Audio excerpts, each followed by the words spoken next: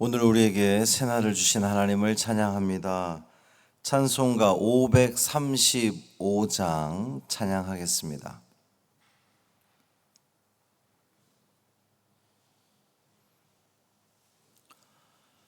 찬송 535장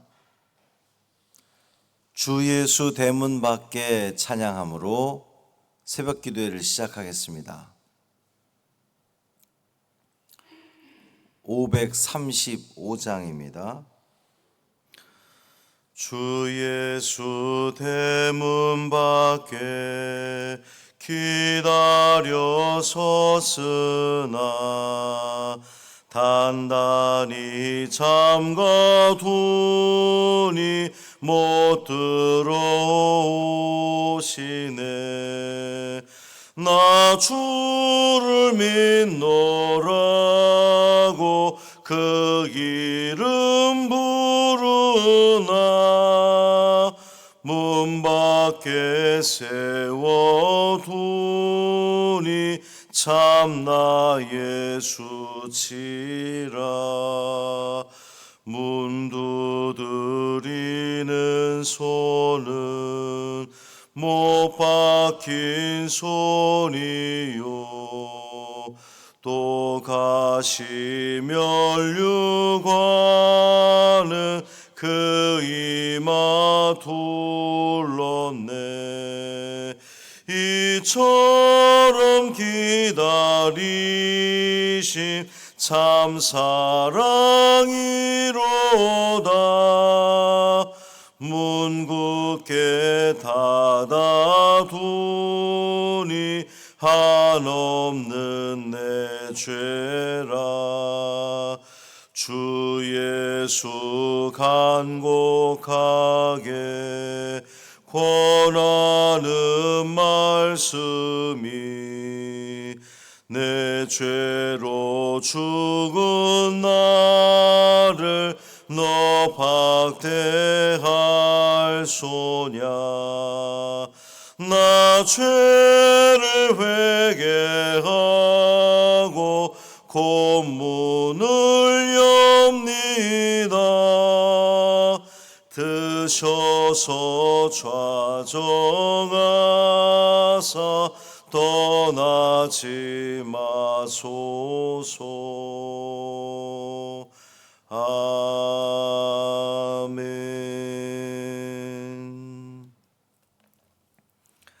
사도신경으로 우리의 신앙을 고백하겠습니다. 전능하사 천지를 만드신 하나님 아버지를 내가 믿사오며 그 외아들 우리 주 예수 그리스도를 믿사오니 이는 성령으로 잉태하사 동정녀 마리아에게 나시고 본디오 빌라도에게 고난을 받으사 십자가에 못 박혀 죽으시고 장사한 지 사흘 만에 죽은 자 가운데서 다시 살아나시며 하늘에 오르사 전능하신 하나님 우편에 앉아 계시다가 저리로서 산자와 죽은 자를 심판하러 오시리라. 성령을 믿사오며 거룩한 공회와 성도가 서로 교통하는 것과 죄를 사하여 주시는 것과 몸이 다시 사는 것과 영원히 사는 것을 믿사옵나이다. 아멘. 시편 119편 153절부터 160절까지 말씀입니다. 구약성경 895쪽입니다.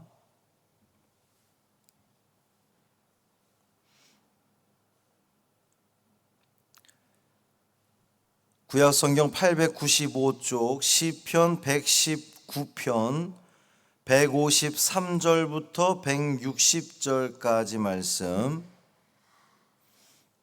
함께 읽습니다. 나의 고난을 보시고 나를 건지소서. 내가 주의 율법을 잊지 아니함이니이다. 주께서 나를 변호하시고 나를 구하사 주의 말씀대로 나를 살리소서. 구원이 악인들에게서 멀어짐은 그들이 주의 율례들을 구하지 아니함이니이다. 여호와여 주의 긍휼이 많으오니 주의 규례들에 따라 나를 살리소서. 나를 핍박하는 자들과 나의 대적들이 많으나 나는 주의 증거들에서 떠나지 아니하였나이다. 주의 말씀을 지키지 아니하는 거짓된 자들을 내가 보고 슬퍼하였나이다. 내가 주의 법도들을 사랑함을 보옵소서. 여호와여, 주의 인자하심을 따라 나를 살리소서. 주의 말씀의 강령은 진리이오니 주의 의로운 모든 규례들은 영원하리이다. 아멘. 이 말씀 하나님 말씀입니다. 주님의 은총이 가득한 오늘 되기를 주님의 이름으로 축원합니다. 이 비가 그치고 나면 좀 제대로 된 가을이 왔으면 좋겠습니다. 그렇게 기대합니다. 시편 119편 이제 다시 돌아왔는데 하나님 말씀에 대한 찬양시다 그랬습니다. 153절을 보면 나의 고난을 보시고 나를 건지소서. 내가 주의 율법을 잊지 아니함이니이다 그랬습니다. 시인은 하나님께 나의 고난을 좀 보아주십시오 이렇게 요청하는 겁니다. 고난을 봐달라는 것은 그저 내가 당하는 고난이 어떠한지 그냥 이렇게 좀 봐주십시오 이런 단순한 의미가 아니라 내 상황, 내 형편, 내 마음의 상태까지도 아주 정확하고도 분명하게 봐달라는 그러한 의미입니다. 시인은 고난 중에 있습니다. 그러나 하나님께서 내가 당하는 이 고난을 보아주시기만 한다면 회복될 수 있을 거라고 하는 그런 그 믿음, 기대를 가지고 있는 겁니다. 하나님은 반드시 나를 건지실 분임을 시인은 믿고 있는 거예요. 하나님은 시인을 고난에서 건져주실 겁니다. 왜냐하면 시인은 주의 율법, 즉 하나님 말씀을 잊지 않았기 때문에 그렇습니다. 이 153절에 그 왜냐하면이라고 하는 말이 들어있지 않지만 원어에 보면 나의 고난을 보시고 나를 건지소서. 왜냐하면 내가 주의 율법을 잊지 않았지 않습니까? 이런 뜻입니다. 사랑하는 성도 여러분, 고난 중에 있습니까? 하나님께 보아달라고 간구하시기를 바랍니다. 하나님이 보시면 우리의 그 형편과 사정을 또 내 마음을 이렇게 보아주시면 문제 해결의 은혜가 있을 줄 믿습니다. 예수님께서 베드로의 집에 들어가셨을 때에 그 장모를 보시고 그 장모의 고통을 보시고 주님의 긍휼이 그때부터 시작이 된 겁니다. 안식일에 꼬부라져서 조금 더 펴지 못하는 여인을 예수님께서 보셨을 때에 회복의 은혜가 그때부터 시작될 겁니다. 베데스다 연못가에서 38년 된 병자를 예수님께서 보셨을 때에 성경에 보면 계속해서 보시고 그러는데 예수님이 그 병자를 긍휼의 마음으로 보실 때에 이미 그의 구원은, 그의 회복은 시작이 된 겁니다.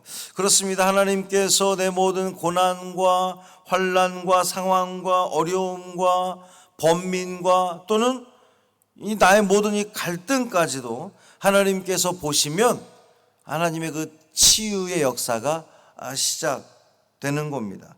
주님, 나를 좀 보아주십시오.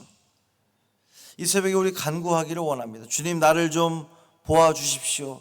내 형편이 이렇습니다. 이제 봐달라고 그러려면 꺼내놔야 될 거 아니에요. 나를 좀 봐주십시오. 나의 형편과 내 마음과 이걸 다 주님께 토로하오니 나를 좀 봐주십시오. 긍휼의 마음으로 봐주십시오. 나를 외면하지 마시고 보아주시기만 한다면 나는 회복될 줄 믿습니다 라고 기도하는 이 새벽이 되기를 바랍니다. 그렇게 주님 앞에 나를 좀 봐주십시오 라고 간구할 수 있으려면 이 시인처럼 주의 말씀을 나는 잊지 않았습니다 라고 고백해야 되지 않겠습니까? 그래야 좀 하나님 앞에 면이 서지 않겠어요?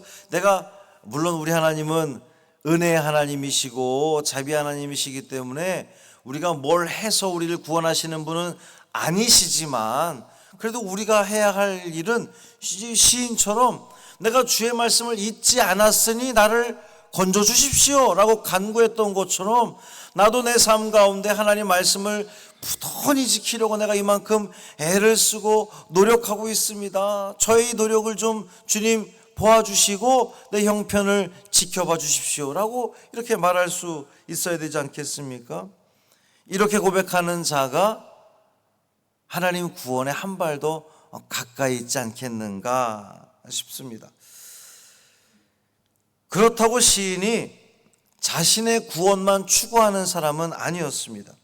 저 악인들은 하나님을 섬기지 않는데 나는 하나님 말씀을 따르고 있으니 저들은 멸망으로 인도하시고 나는 구원해 주십시오 뭐 이렇게 이야기하지 않습니다. 158절 보면 주의 말씀을 지키지 아니하는 거짓된 자들을 내가 보고 슬퍼하였나이다 그랬습니다. 우리 성도들이 가장 깊은 연민과 슬픔을 느껴야 할 대상은 하나님 말씀을 지키지 않는 사람들입니다. 여기서 이 거짓된 자는 약탈하다, 범죄하다 이런 뜻인데 이 거짓된 자는 수시로 죄를 범하는 자를 말하는 겁니다. 모든 이 악인들을 지칭하는 거거든요. 악인들은 우리가 생각할 때에 저주의 대상이 되어도 괜찮을 것 같죠. 악인들은 늘 죄를 짓는 자들은 왜 우리가 뉴스에서 죄 지은 사람들을 보면 이 판결이 합당하다. 그래 저 정도는 벌을 받아야지. 혹은 아니 저렇게 큰 죄를 짓고서 저 정도밖에 벌을 받지 않아? 라고 우리가 야단할 때가 있는데 죄 지은 사람이 벌을 받는 것은 마땅하다고 여겨집니다. 그런데 시인은 그들을 보고 슬퍼했다는 거예요.